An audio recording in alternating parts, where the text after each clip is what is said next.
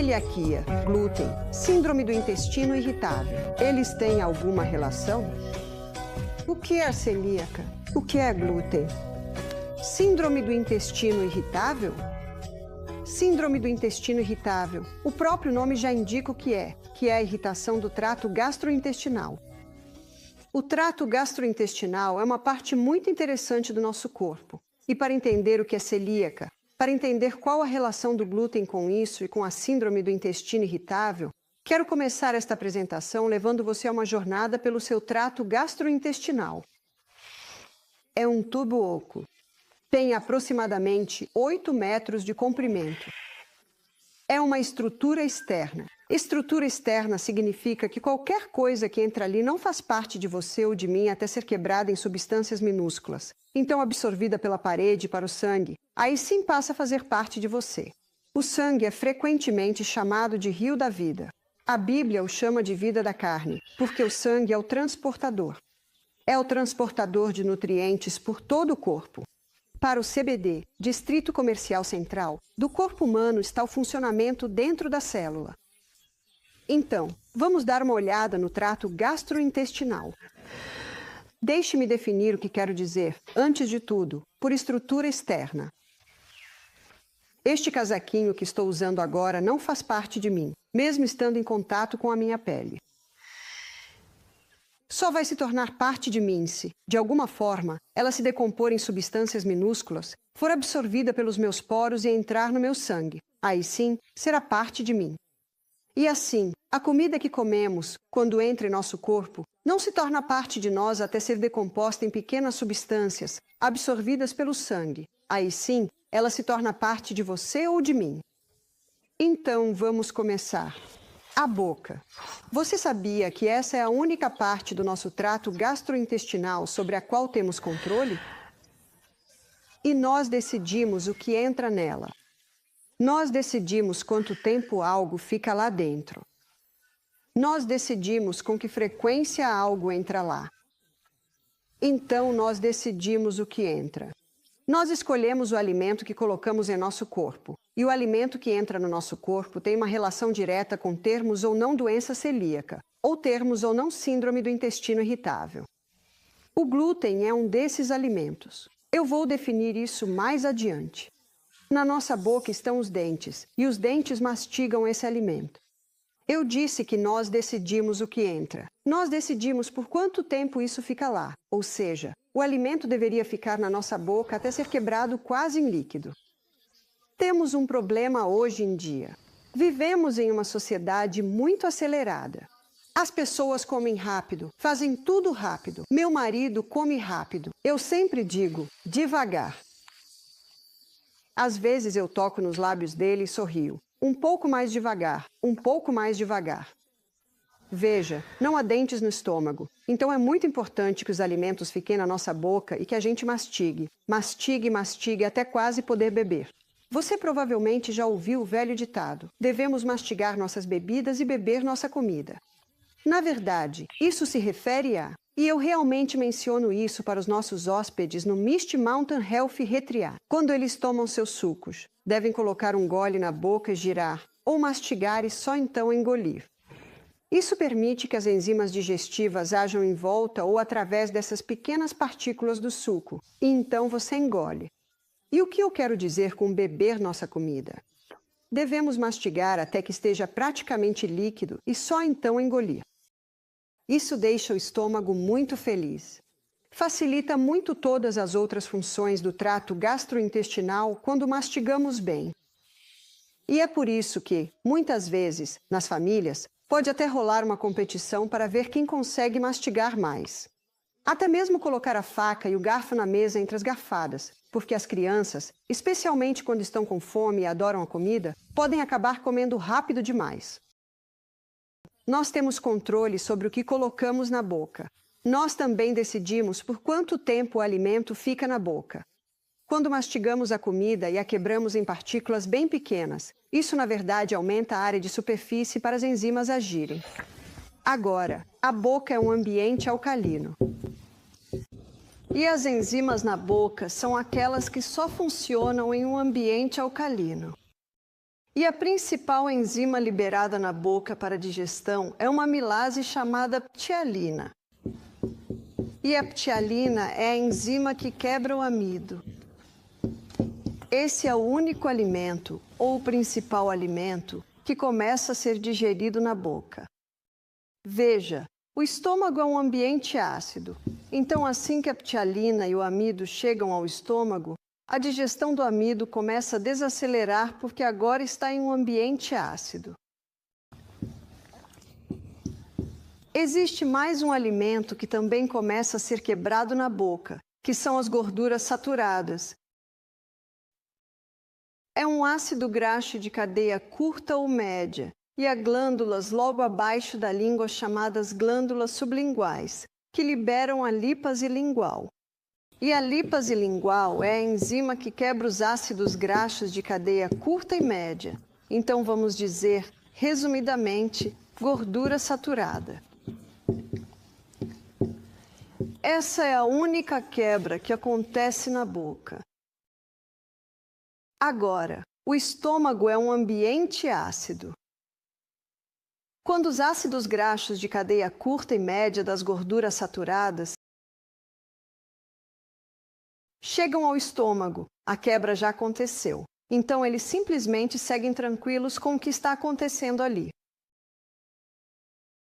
A digestão do amido, que envolve todos os alimentos ricos em amido como massas, pães, batatas, cereais, bolos, biscoitos, quando chegam ao estômago, por ser um ambiente ácido, essa digestão é desacelerada.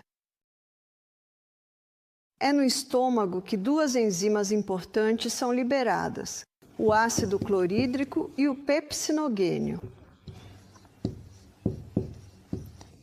O ácido clorídrico e o pepsinogênio se unem, de forma importante, no estômago para liberar a pepsina.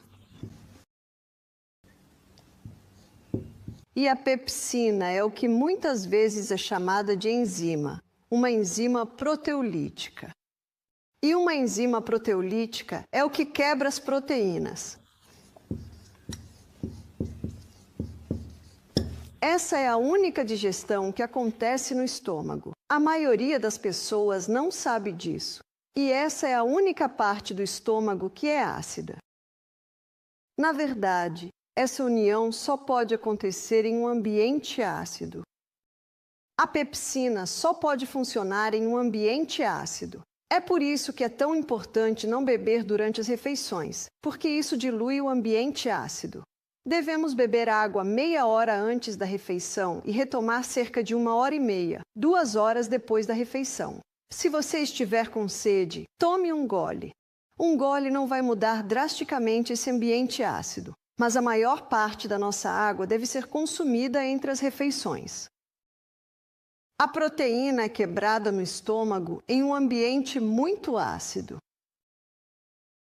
No final do estômago, há uma pequena válvula chamada esfíncter pilórico. E o esfíncter pilórico, quando acordamos de manhã, ao despertarmos, logo cedo, geralmente está aberto. Por isso, a melhor coisa a se fazer de manhã é beber um copo de água, e a água vai ser um pouco absorvida aqui, mas vai descer e é um ótimo estimulante para iniciar a ação dos intestinos, tanto grosso quanto delgado. Mas quando você sente o cheiro da comida, quando seu cérebro sabe que o café da manhã está chegando, então o esfíncter pilórico se fecha. Todas essas enzimas aqui começam a ser liberadas para criar a enzima proteolítica, que quebra as proteínas. Está tudo pronto. Outro motivo pelo qual o alimento deve permanecer um pouco mais na boca é que isso envia uma mensagem ao cérebro. Temos um pouco de amido aqui. Temos um pouco de gordura aqui. Está vindo um pouco de proteína. O cérebro diz, obrigado. E ele envia uma mensagem para todos os órgãos mais abaixo se prepararem para o alimento que está chegando. Tudo está pronto, porque a principal função dessa estrutura externa incrivelmente complexa é decompor nosso alimento até o estado ideal para que ele possa entrar em nosso sangue e, assim, viajar por todo o nosso corpo até as células, O que explica por que enxergamos, por que ouvimos, porque nosso coração bate, porque todo o nosso corpo se move, porque nosso cérebro pensa. Todo esse sistema foi projetado justamente para fazer com que essas pequenas estruturas alimentem cada célula. À medida que a proteína vai sendo quebrada, o esfíncter pilórico começa a se abrir pouco a pouco. A digestão no estômago leva aproximadamente de 3 a 4 horas. Quando se completam 4 horas, geralmente o estômago está vazio e então o corpo aprecia um descanso. Especificamente, o estômago gosta de um descanso de 1 hora. Nesse descanso de 1 hora, permite-se que todas as enzimas digestivas sejam repostas. O revestimento do intestino basicamente se parece com isso. O revestimento do estômago se parece com isso, e há glândulas ao redor dessas grandes dobras. 2/3 dessas glândulas, os 2/3 superiores, liberam muco, e esse muco é importante para proteger o revestimento do estômago dessa enzima proteolítica chamada pepsina, que poderia começar a degradar as paredes do nosso estômago. Então, temos esse revestimento espesso de mucosa. Aqui embaixo, essas glândulas digestivas são as que liberam o ácido clorídrico e o pepsinogênio.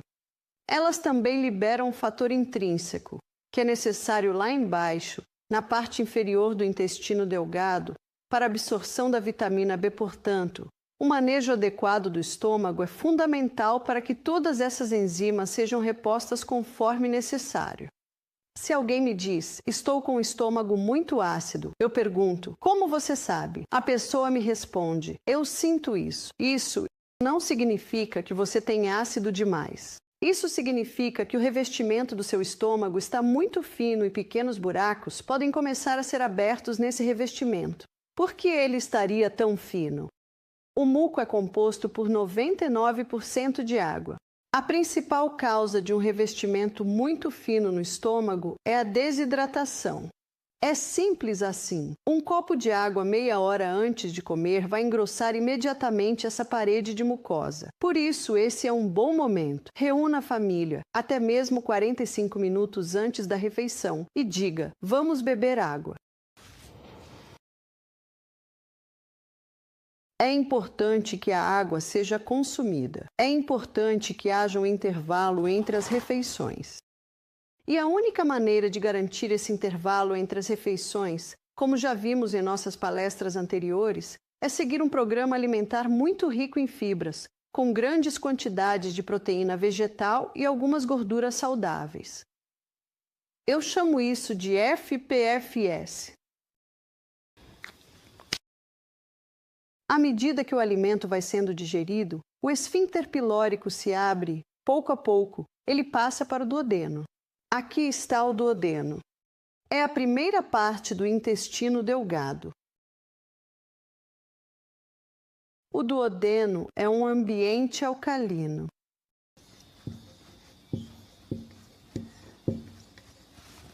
Como é um ambiente alcalino, o restante da digestão do amido pode começar a acontecer. Então, quando chega nesse ambiente alcalino, algumas coisas acontecem aqui. Aqui está o fígado. Aqui está a nossa vesícula biliar. Este é o ducto biliar. Você pode ver que ele desce e se conecta com o colo do pâncreas. Aqui está o pâncreas. O que acontece no duodeno é que a bile da vesícula biliar começa a quebrar a gordura em partículas minúsculas. Temos gordura e ela é quebrada pela bile. Isso vem do seu fígado.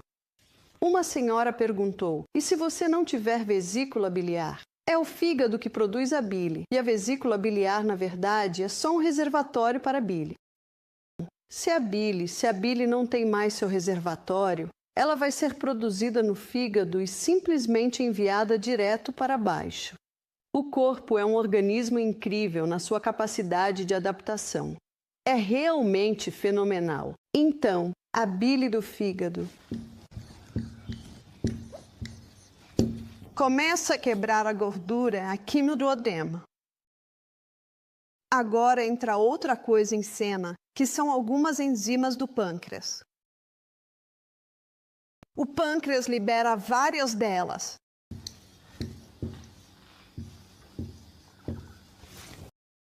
Do pâncreas, vamos vir para cá porque temos várias. E essa aqui pode te surpreender: bicarbonato de sódio. O bicarbonato de sódio é liberado pelo pâncreas para neutralizar o ácido do estômago quando ele sai, porque o duodeno é um ambiente alcalino.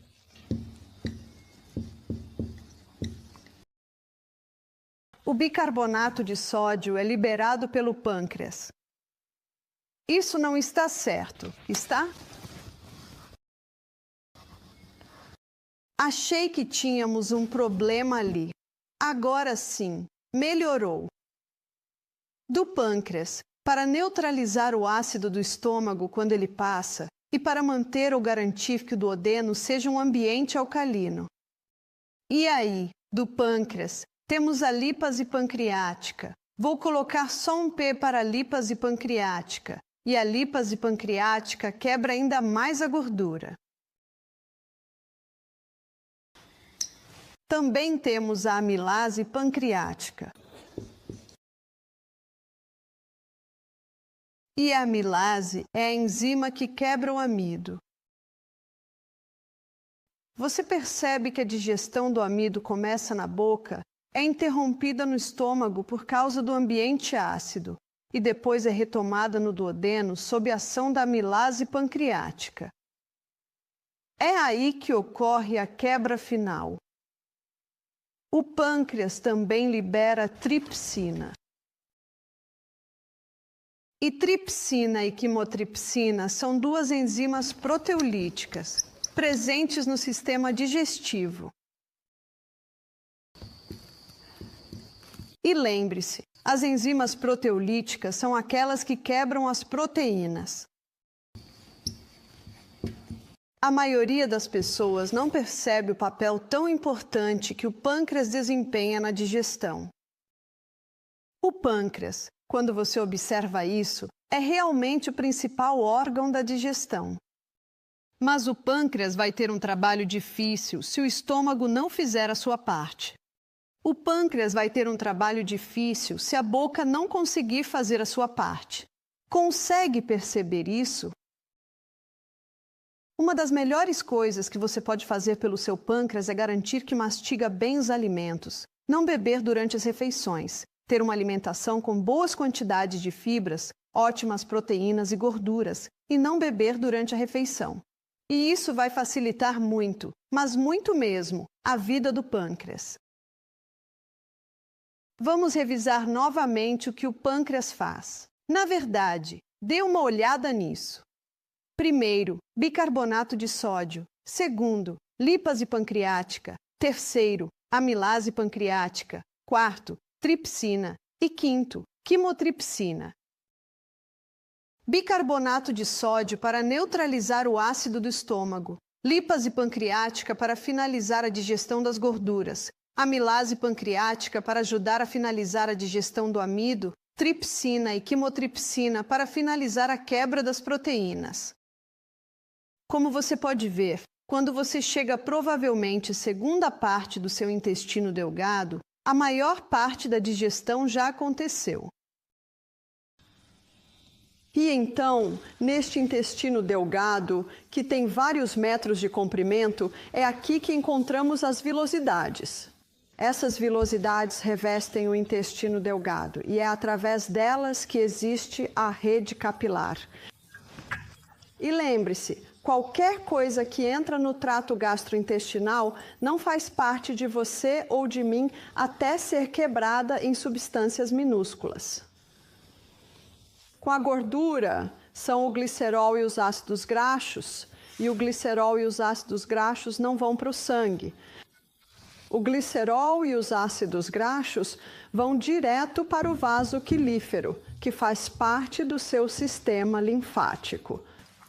Mas como defini no início da semana, quando analisamos as gorduras, os ácidos graxos de cadeia curta que você encontra em gorduras saturadas, como o óleo de coco, como sua quebra começa na boca, eles não precisam da bile nem da lipase pancreática.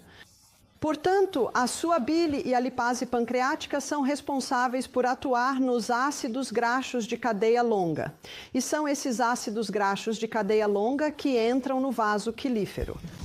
Mas o que torna o óleo de coco único é que a quebra acontece na boca, ou melhor, ela começa na boca e continua por todo o trato digestivo, e então é absorvido diretamente para o sangue. Isso não acontece com os ácidos graxos de cadeia longa. Agora, chegamos ao ponto do trato gastrointestinal, onde estamos na área do verdadeiro final da digestão, que é a passagem pela borda em escova e a entrada no sangue, ou, no caso dos ácidos graxos de cadeia longa, no vaso quilífero. Agora você vai notar que eu desenhei uma camada espessa e a colori de verde porque ela se parece com uma selva ou um gramado. Um autor a chamou de selva, outro a chamou de gramado. E esse gramado espesso é composto por lactobacilos, acidófilos e bifidobactérias. Lactobacilos, acidófilos e bifidobactérias. Alguns dizem, pode falar em inglês? Esses são os nomes das nossas bactérias saudáveis, as duas permanentes. Todas as outras, que você talvez já leu, derivam dessas duas. Elas revestem o trato gastrointestinal e são responsáveis por 3 funções principais. Uma delas é a decomposição. Elas são responsáveis pelo toque final, por assim dizer, o toque final da decomposição. Elas são responsáveis pela absorção, a absorção através e para dentro do sangue, mas também são responsáveis pela proteção. Aqui está a sua proteção de fronteira. Bastante importante, não é mesmo? Cada parte desse trato gastrointestinal é vital, mas eu diria que essa provavelmente é a parte mais vital, porque é o grande final. Agora, finalmente, estamos prontos para passar, para atravessar os portões da cidade e entrar no sangue, o rio da vida que agora... Essa é a principal função do motivo pelo qual comemos. As pessoas não sabem disso. As pessoas acham que comemos porque é gostoso. Não, não, não. Comemos para obter nutrientes, para chegar até aquele sangue. Lembre-se, o centro comercial do corpo é o interior da célula. Mas algo está acontecendo hoje que está causando uma quebra na sua proteção de fronteira. Deixe-me explicar. Quando estamos no útero, não temos proteção de fronteira. Os bebês têm um intestino estéril, por assim dizer. Não há proteção de fronteira sobre ele. E quando eles nascem, passam pelo canal de parto. Eles são literalmente banhados pelos micro-organismos da mãe. Um professor que eu estava ouvindo disse: eu sempre achei que Deus tinha cometido um erro ao colocar o ânus e a vagina tão próximos um do outro.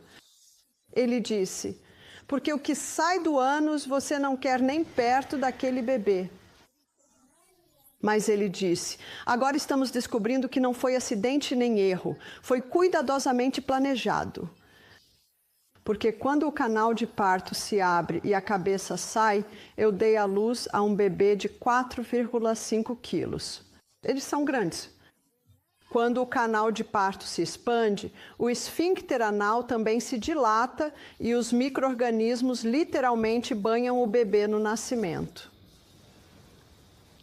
E isso é muito importante porque esses micro-organismos que banham o bebê são responsáveis por formar no intestino desse bebê essa flora intestinal essencial e importante, nossa proteção de fronteira. E quando o bebê recebe o colostro, aquele leite espesso, nos primeiros dias, você nem poderia chamar aquilo de leite, teria que ser chamado de creme. Isso também contém micro-organismos que ajudam a revestir o intestino. Você provavelmente já leu sobre o colostro, que ele é uma parte importante do sistema imunológico do bebê, ajudando a desenvolver a flora intestinal adequada. Por que você sabia que nosso sistema imunológico é estabelecido no nosso intestino? O intestino é uma parte muito importante do corpo, mas não é frequentemente discutido. Na verdade, raramente é discutido até você chegar ao Misty Mountain Health Retreat. As pessoas dizem que estou falando sobre coisas que nunca falaram antes. O que acontece se um bebê nasce por cesariana?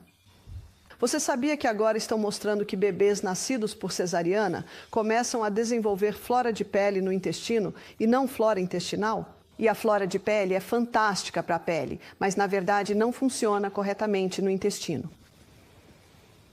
E o que acontece se o bebê não for amamentado? E se a enfermeira passar perto do bebê com um resfriado? Esse bebê pega na hora. As mães deveriam ser informadas de que, se derem à luz por cesariana, devem passar um pouco de probiótico no mamilo toda manhã. Probiótico significa para a vida. É o pó de Lactobacillus acidophilus bifidus bacterium. Só um pouquinho no mamilo.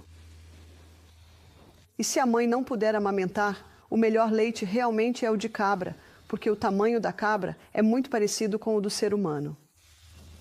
Se você olhar para uma vaca, ela já está quase do tamanho da mãe em 1 ano. E as vacas são muito inteligentes e ficam muito grandes e gordas. Então, se você quiser um bebê que não seja muito inteligente e fique grande e gordo cedo, dê leite de vaca para ele. O leite de vaca é o leite perfeito para bezerros, ponto final. É basicamente isso. Não consigo pensar em outro motivo. O que acontece se a mãe tiver uma flora intestinal comprometida? Então o bebê nascerá com uma flora intestinal comprometida. O leite materno conteria flora comprometida para passar para esse bebê. O que comprometeria essa flora intestinal? Antibióticos destroem a flora intestinal. Foi só há 2 noites, passou no noticiário. Na verdade, houve uma matéria no 730 Report sobre um garotinho que quase morreu. Ele recebeu antibiótico, atrás de antibiótico, por causa de problemas de ouvido. Mas como vou mostrar para vocês depois, o que precisamos analisar é por que esses problemas de ouvido existem. E há certos alimentos que podem causar isso. Eles quase perderam aquele garotinho. Aquele menino, com apenas 7 anos, literalmente se tornou imune aos antibióticos. Você sabia que a Austrália é o país que mais consome antibióticos no mundo atualmente? Foi isso que disseram no 730 Report. Os médicos estão sendo solicitados a, por favor, reduzir o uso de antibióticos. Vamos voltar aos métodos antigos. Quando pegarmos um resfriado, em vez de ir ao médico para tomar antibiótico, mesmo que estejamos tossindo catarro amarelo, devemos tomar bebidas de limão com mel. Devemos colocar os pés em água quente. Devemos ficar de cama por um dia. Devemos nos exercitar. Devemos comer de forma leve. Devemos tomar banhos quentes e frios, ir à academia, fazer uma sauna. Todos esses são os antigos remédios que fortalecem o seu sistema imunológico. O corpo pode se curar sozinho. Houve um artigo de jornal que dizia: 100 pessoas tiveram gripe, 50 tomaram antibióticos, 50 não tomaram, e todas melhoraram.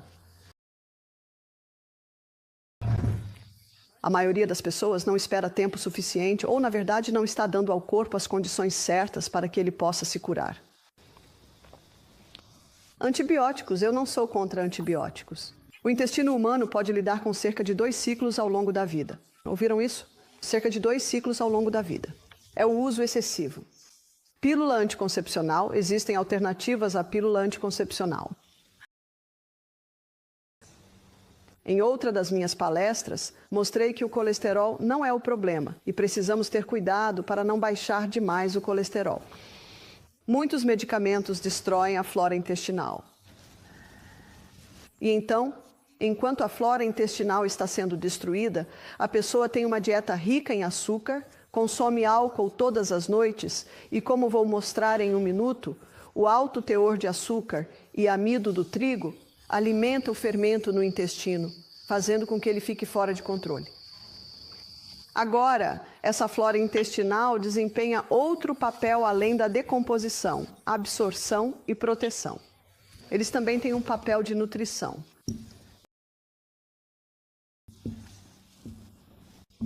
Elas nutrem as células que revestem o trato gastrointestinal e essas células são renovadas a cada 3 a 5 dias. Então a célula nasce aqui embaixo no vale. Leva de 3 a 5 dias para essa célula subir e então ela é removida. Vamos colocar asas nela. Ela voa para o cemitério. Agora ela está morta. Essas células, à medida que sobem, são nutridas por essa flora intestinal. Então, quando não há flora intestinal, as células não são nutridas e não conseguem desempenhar seu papel. O que acontece é que a quebra final não ocorre adequadamente, a absorção não acontece de forma correta, a proteção contra micro-organismos nocivos não ocorre e o suprimento dessas paredes também não acontece. E essa é uma das razões pelas quais pessoas com síndrome do intestino irritável não se curam, porque elas deveriam se recuperar em cerca de 2 semanas, considerando que essas células são renovadas a cada 3 a 5 dias. Você sabia que o problema pode ter começado aqui? O problema pode estar parcialmente aqui. O problema pode estar parcialmente no fígado. Pode estar parcialmente no pâncreas. Há uma série de coisas que, se não estiverem funcionando corretamente, podem afetar isso. Mas eu acredito pessoalmente que um dos principais problemas é a falta de flora intestinal adequada. Quando eu terminar minha ilustração do intestino, vou mostrar como em cada etapa ele pode ser curado. E também vou mostrar o papel que o glúten desempenha em tudo isso, sendo que basicamente a doença celíaca é uma intolerância total ao glúten. Vamos continuar. A maior parte, na verdade toda, a absorção deveria ter acontecido até chegarmos ao íleo. Essa é a última parte do intestino delgado e é no íleo que a vitamina B12 é absorvida. Observe este carinha aqui. Esse é o seu apêndice. Ele tem alguma utilidade? Ele tem uma utilidade muito importante. Deus não cometeu um erro. Deus nunca comete um erro. Bem, para que serve o apêndice? Ele é chamado de lata de óleo do cólon, porque o que ele faz é liberar uma substância oleosa que ajuda a lubrificar e mover o alimento através do cólon. Ele libera outra coisa, um fluido antibacteriano, e esse fluido antibacteriano foi projetado para neutralizar substâncias tóxicas à medida que passam por ali. O que poderia passar por ali que fosse tóxico? O que poderia passar por ali que fosse tóxico seria algo que não foi devidamente digerido aqui em cima, então começa a apodrecer. E se for carne e produtos de origem animal, vai estar em putrefação, o que é bastante tóxico. Você já ouviu falar em intoxicação por pitomaína? É um gás tóxico que pode te matar. E vamos supor que, além disso, a pessoa tomou um refrigerante com a refeição e terminou com um sorvete coberto de calda de chocolate. O que acontece quando há açúcar na putrefação? Isso só acelera o processo. Então, algumas coisas bem desagradáveis em algumas pessoas estão passando por aqui. Por isso, o apêndice libera um fluido antibacteriano para tentar neutralizar isso, para manter você vivo e não envenenado, para que tudo passe pelo intestino grosso e seja eliminado, e com sorte, rapidamente. Agora chegamos ao intestino grosso. Uma das principais funções do intestino grosso é retirar a água para que as fezes possam ser formadas e passem com facilidade. Quando a pessoa está desidratada, mais água é retirada do que deveria. Aí ficamos com fezes duras, como cimento, e bolinhas, como as de coelho, e isso vai se acumulando, especialmente nesta área aqui. E então a pessoa sente vontade de ir ao banheiro, mas está com pressa e não tem tempo. Eles estão... Você sabe, o ônibus está esperando e eles estão só terminando de passar a maquiagem. Eles não têm tempo para ir agora. E então, não é bom saber que Deus nos deu um esfíncter anal bem aqui para que possamos realmente segurar? E você sabe, ficamos felizes, porque às vezes o avião está pousando e simplesmente não dá para ir. E não há problema nisso. Não há problema em, de vez em quando, usar isso para segurar ou de vez em quando não usar. É o que você faz todos os dias que importa. E isso acontece toda manhã e a mulher não vai. Por que ela não consegue ir? Porque a comida desce até aqui e faz pressão sobre o esfíncter anal, mas ela segura firme. Ela entra no ônibus, chega ao trabalho, vai ao banheiro e nada acontece. Por quê? Porque ela não foi, o corpo acabou devolvendo aquela substância, aquele elemento que queria eliminar especificamente para outra parte do intestino delgado. E ela não consegue ir. E quanto mais tempo isso fica lá, adivinha o quê? Mais água é retirada. E agora já se passaram 5 dias e ela ainda não foi e continua comendo 3 vezes ao dia. Você já se perguntou para onde tudo isso vai? Tudo se acumula aqui e ela diz, eu preciso ir. Então ela senta e faz força. Nunca, jamais devemos fazer força, porque sabe o que acontece quando você força? Algo tem que ceder e aí eles aparecem. Eles são chamados de hemorroidas. Essas hemorroidas são coisas bem desagradáveis. Mas sabe, sempre há um motivo. Por que elas estão ali? Elas estão ali porque o cólon não está funcionando e evacuando tão regularmente quanto deveria. As coisas vão se acumulando. A pressão é colocada sobre ele. Há muito a ser dito sobre o agachamento. Se todos agachassem, o cólon poderia evacuar muito mais facilmente e essa substância não estaria saindo. Você pode até comprar pequenos apoios de madeira para colocar ao redor do vaso sanitário e assim poder agachar. E em muitos países, especialmente na África e na Ásia, quando se vai ao banheiro, a pessoa se agacha. Na verdade, isso é muito mais saudável para o corpo. Mas quando as pessoas estão acima do peso, é muito difícil agachar.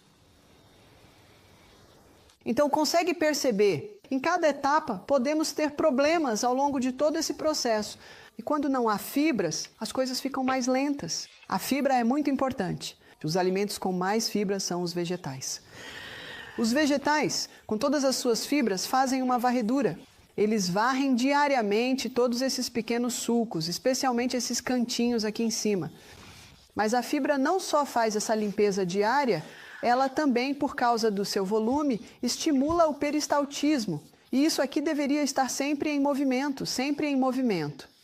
O Dr. Kellogg dizia que 3 refeições por dia deveriam resultar em 3 evacuações. Poucas pessoas fazem isso.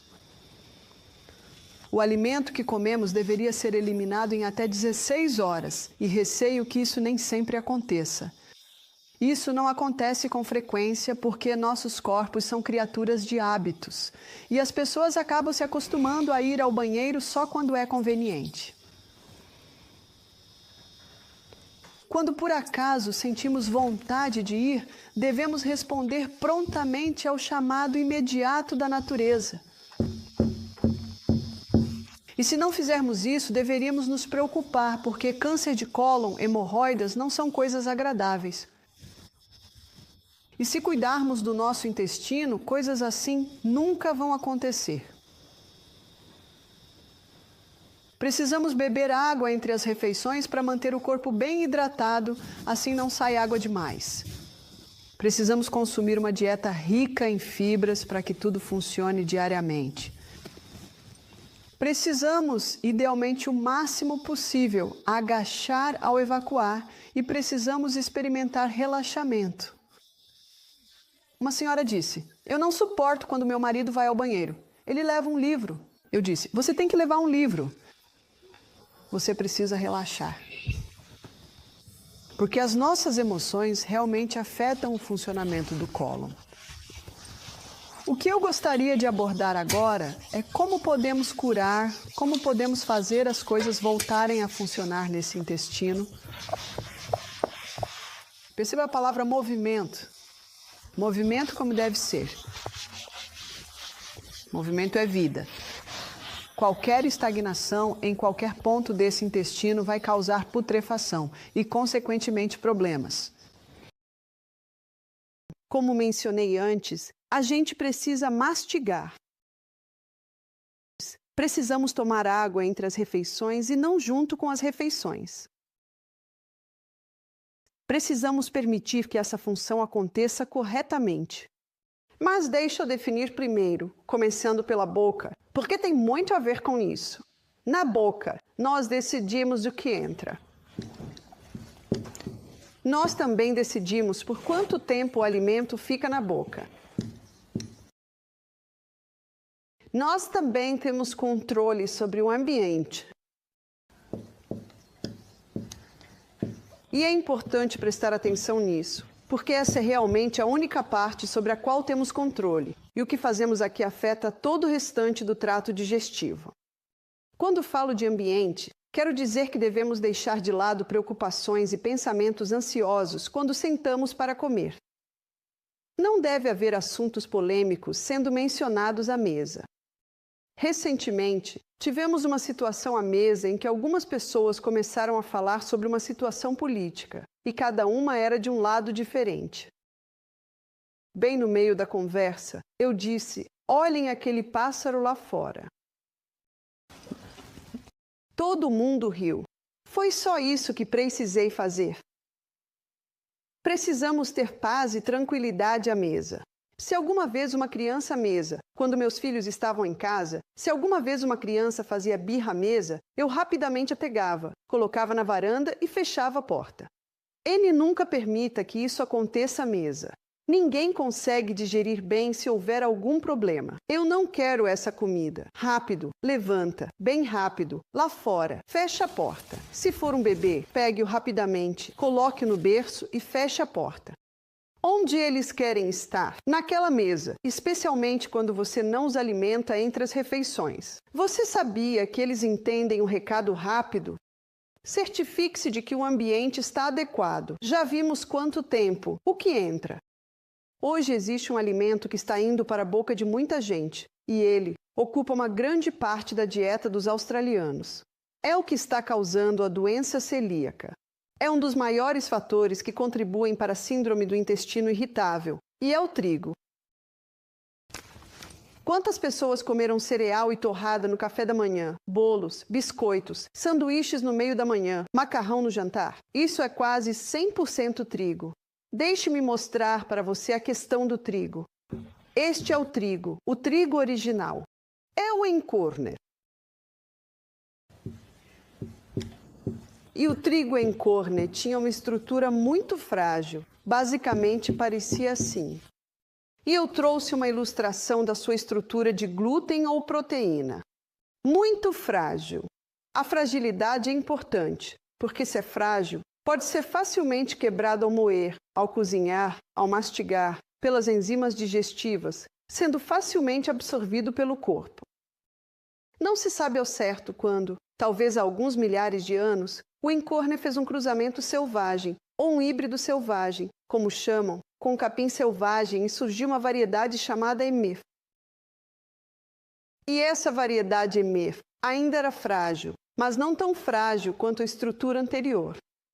Na década de 1950, o Dr. Norman Bullock e sua equipe de cientistas hibridizaram o trigo. Eles queriam criar um trigo com maior rendimento para combater o problema da fome no México, na Índia e na África. E assim eles desenvolveram um trigo hibridizado. Eles ficaram muito satisfeitos com esse trigo. Fez tanto sucesso que se espalhou pelo mundo todo nos anos 70. E nos anos 90, na Austrália, todo pão, toda massa, todo bolo, todo biscoito, todo cereal é feito desse trigo hibridizado. Ele produzia um rendimento maior, mas, por causa disso, eles tiveram que fazer um trigo bem baixinho. Agora, nos anos 50, 60, 70, se você fosse para o oeste, todo o trigo era assim de alto. Agora, é tudo assim de baixo. Aparentemente, salvou milhões da fome. E o Dr. Norman Borlaug recebeu o Prêmio Nobel pelo seu trigo hibridizado em 1969. Todo mundo adorava esse trigo. Alto rendimento, não crescia tanto, mas o que nunca foi abordado foi o efeito no intestino dos seres humanos. Veja, esse trigo tem uma estrutura muito complexa. A estrutura complexa da proteína do glúten, e praticamente só um estômago de ferro consegue digerir isso. A pessoa que consegue lidar com trigo hoje em dia é alguém que tem um ácido clorídrico muito forte. E algumas pessoas realmente têm um ácido clorídrico forte. Mas muitos não têm. E muitos não têm porque bebem durante as refeições. Comem o dia todo, o que simplesmente esgota os recursos de ácido clorídrico do organismo. E essas glândulas que liberam o ácido clorídrico e a pepsinogênio estão ficando exaustas.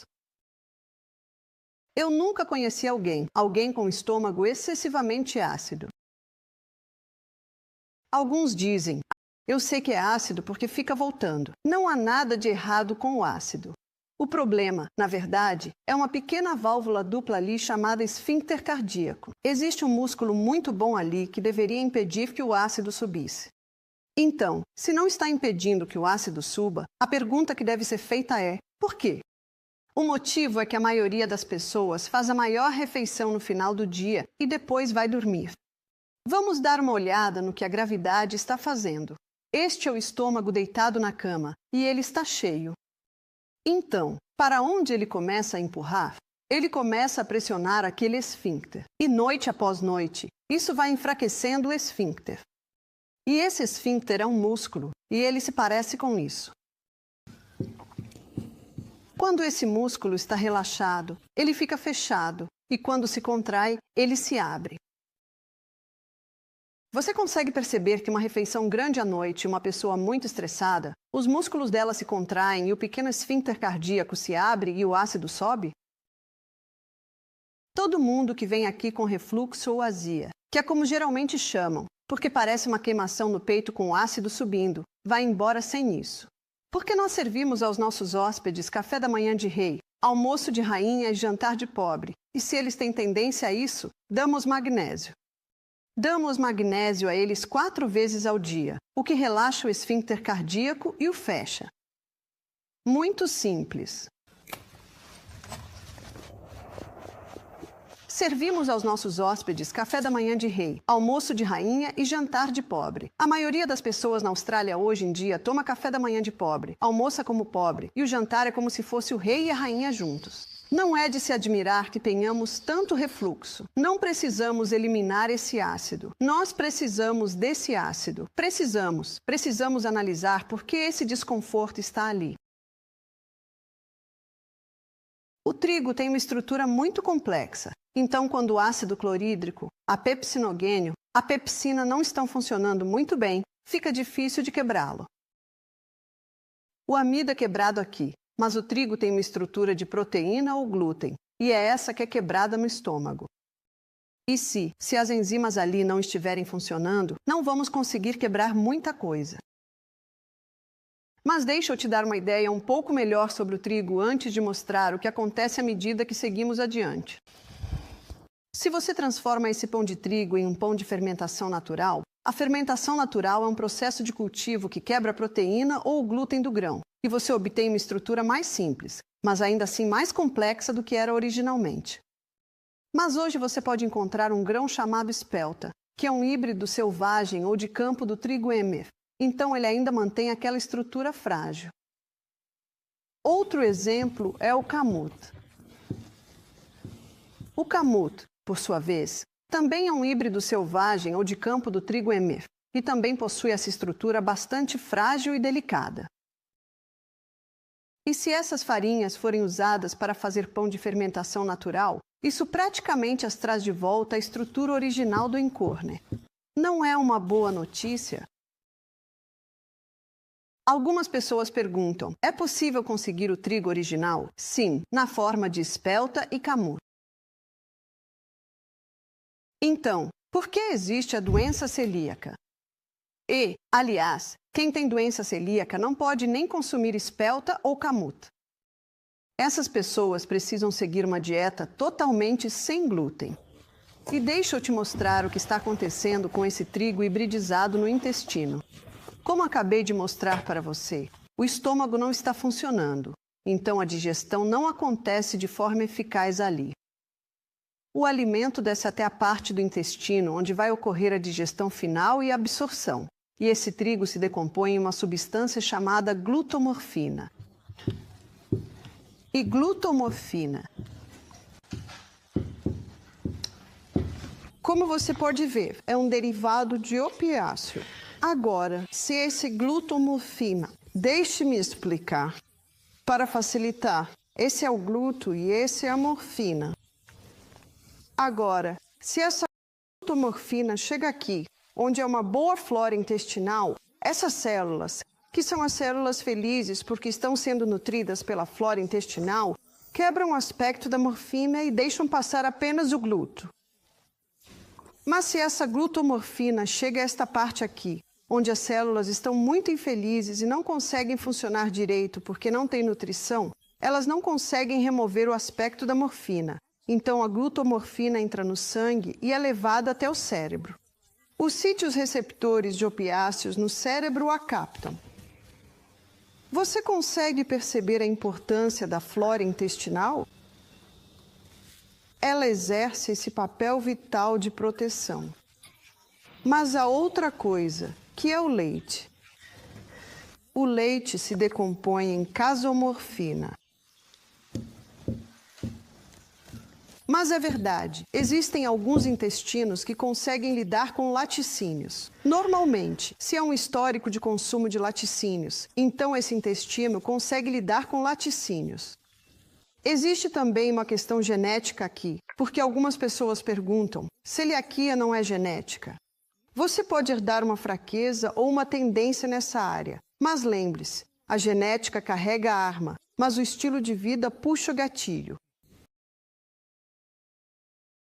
Casomorfina. Vamos ilustrar isso. Aqui está a morfina na casomorfina, passando por aqui. A morfina, mais uma vez, é removida pelas células felizes que estão bem nutridas. Mas se ela passa por aqui, essa célula infeliz não consegue remover a morfina. E essas casomorfinas e glutamorfinas estão entrando no sangue, indo para o cérebro. E os receptores opioides estão captando isso. E é por isso que, no livro Grain Brain, ele mostra isso com muito cuidado. Mas quem entra em mais detalhes sobre isso é a doutora Natasha Campbell-Uncrid, em seu livro Gut and Psychology. Ela faz um excelente trabalho ao definir tudo isso. Há outro livro chamado Barriga de Trigo, do Dr. William Davis. Há outro livro chamado Para o Autismo Agora, do Dr. Bruce Fife. Todos eles estão falando sobre o intestino e todos estão falando, em maior ou menor grau, sobre os perigos desse trigo hibridizado. Você consegue perceber que temos aqui uma combinação não só do trigo hibridizado, mas também do consumo excessivo de trigo, como na dieta que acabei de mencionar para você. Cereal e torrada no café da manhã, sanduíches no almoço, macarrão no jantar. Mas você também tem essa geração que tomou muitos antibióticos, então os bebês já nascem com a flora intestinal comprometida. Veja, há muitos pequenos fios que se unem para formar uma corda forte, e um homem forte pode tentar quebrar essa corda, mas ele não consegue. Mas um ratinho minúsculo, que esse homem forte poderia simplesmente pisar e esmagar, pode chegar e começar a roer aqueles pequenos fios, e a corda que o homem forte não conseguiu quebrar se rompe. Com todas as pessoas que eu encontro, praticamente sem exceção, é um monte de pequenos fios se unindo. Agora que eu mostrei isso para você, agora que estabeleci o efeito que isso está causando no intestino. E, aliás, se a proteção da barreira foi perdida, esses glutamorfinas e casomorfinas são altamente irritantes, e eles são extremamente irritantes para essa célula triste que não consegue se proteger. Ela não recebe nutrição e perdeu sua proteção. O que eu vou fazer aqui é uma lista. Vou mostrar o que se pode fazer para vencer a doença celíaca e a síndrome do intestino irritável. Na verdade, eu poderia colocar mais algumas coisas aí. Para vencer problemas de sinusite, para vencer problemas de asma, para vencer bronquite, para vencer dores de ouvido, para vencer eczema, para vencer psoríase, para vencer doença de Crohn, para vencer colite, para vencer a síndrome do intestino irritável, existe um remédio. Primeiro, eliminar. E como ele diz em seu livro, o autor afirma no livro Grain Brain que crianças com autismo apresentam 50% de recuperação apenas ao parar de consumir trigo e laticínios. E é muito importante também parar com açúcar refinado, porque esse açúcar só alimenta os micro-organismos nocivos, alimenta a levedura no intestino. Estes devem ser eliminados. Uma senhora ligou outro dia com um bebê de 1 ano com eczema.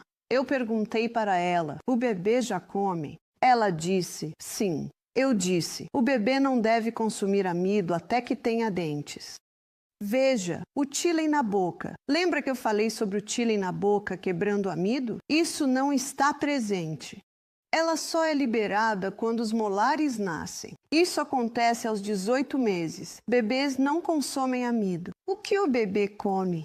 Leite e um pouquinho de legumes e fruta. É nessa fase que acontecem as pequenas experimentações. Ela disse, parei quase sempre. Ela perguntou, que leite dou ao bebê? Perguntei, o bebê mama no peito? Ela disse, sim. Eu disse, então não há necessidade de outro tipo de leite. Perguntei, você consome trigo, laticínios ou açúcar? Ela, um pouquinho. Eu disse, tem que parar completamente. Ela disse, isso é muito difícil. Eu falei, ou você para com isso ou vai continuar com eczema. Eu disse, não é para sempre, é só por um tempo.